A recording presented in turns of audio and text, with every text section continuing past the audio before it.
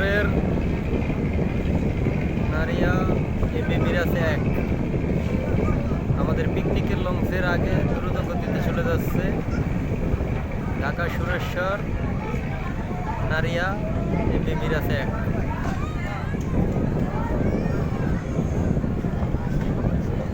Dhaka Sureshwar